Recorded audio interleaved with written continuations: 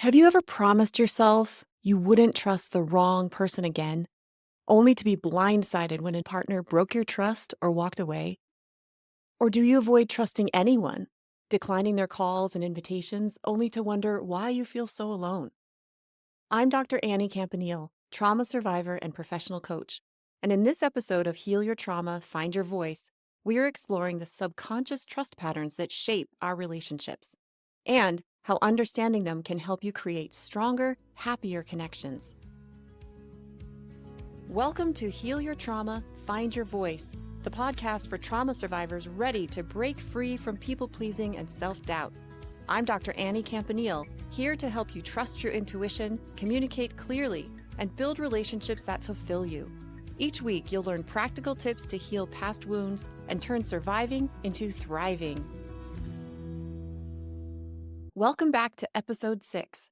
Today, we're diving into a topic that lies at the heart of every relationship: trust.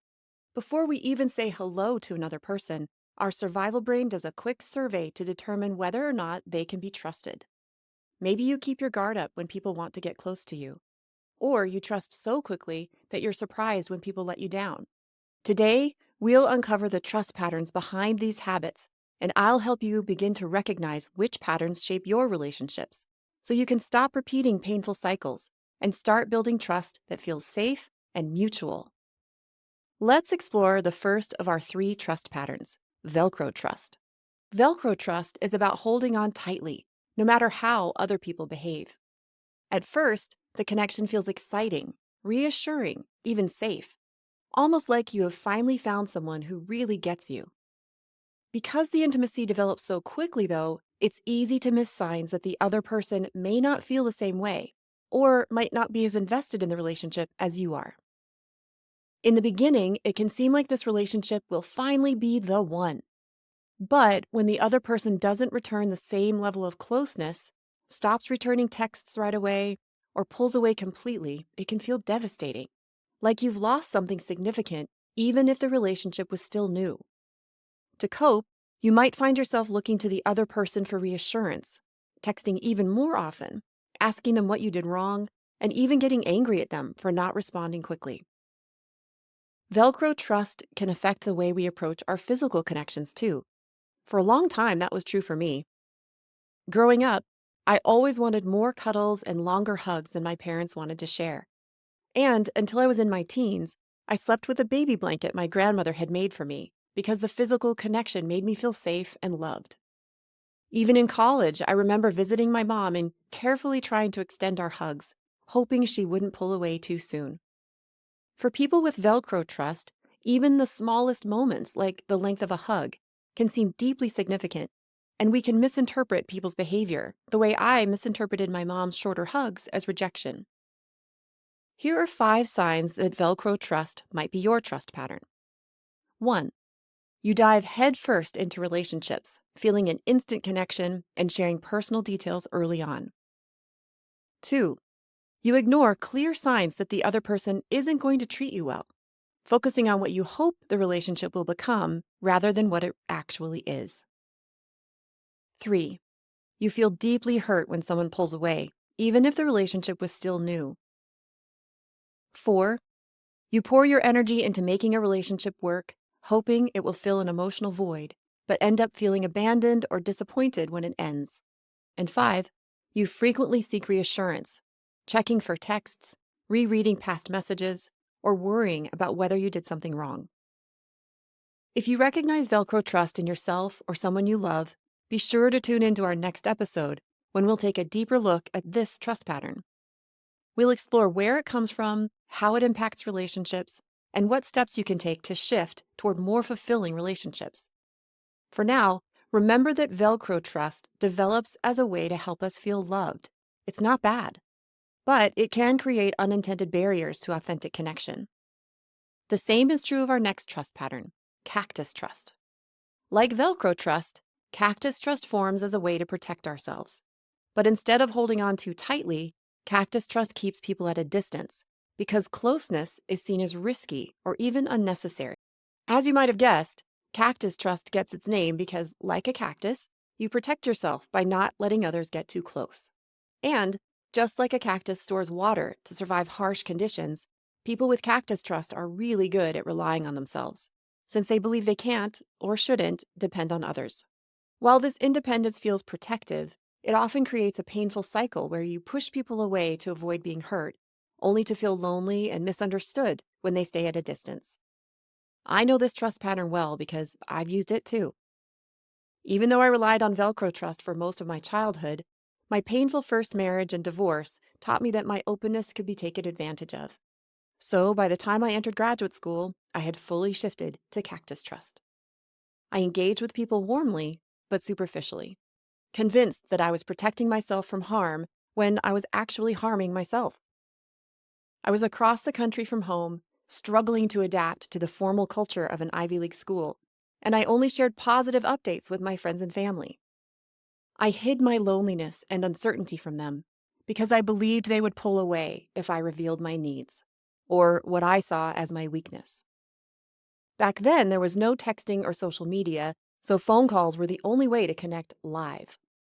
My friends were busy with their babies, and our lives were in completely different phases.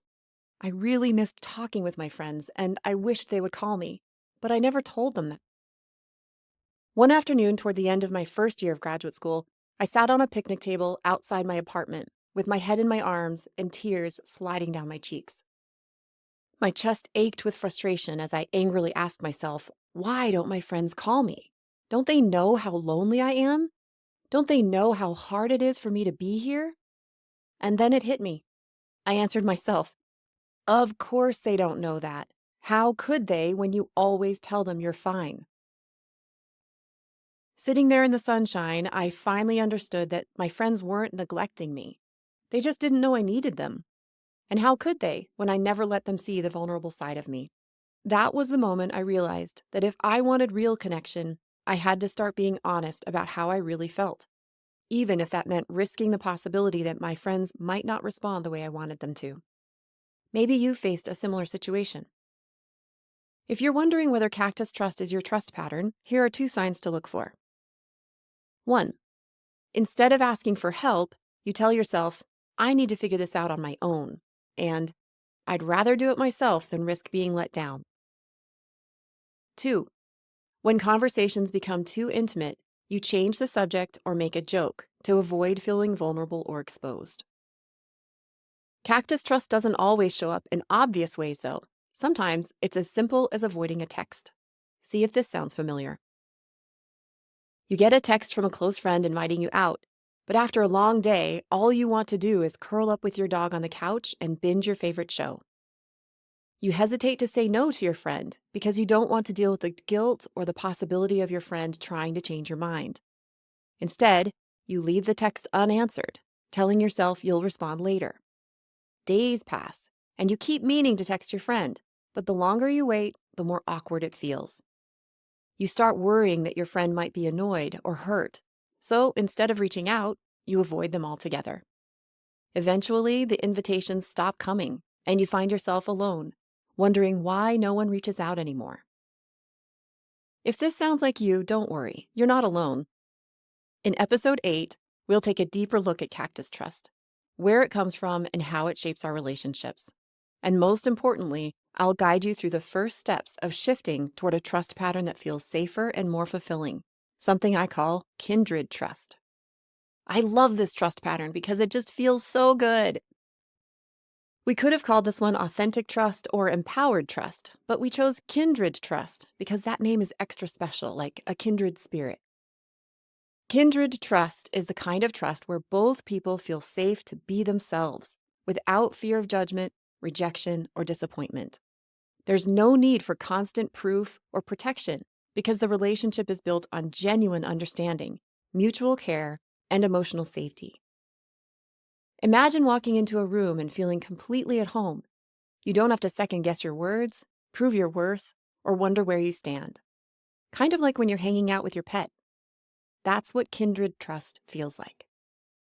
With kindred trust, you don't have to hold on too tightly and manage the other person's emotions like you do with Velcro trust, or constantly protect yourself from getting too close like we do with cactus trust. You simply know that you are valued and respected, through the other person's actions, their words, and their body language. And just as importantly, they know the same is true of them. Here's what kindred trust looks like in action. You don't panic if a friend takes a while to text you back. You trust that your friend cares about you and they'll get back to you when they can. You're able to say, "That hurt my feelings," without worrying that the other person will shut down or get angry. You trust that they'll listen to you and care. And if someone you care about is upset, you don't automatically blame yourself or take responsibility for fixing it. You offer support, but you don't make their happiness your job.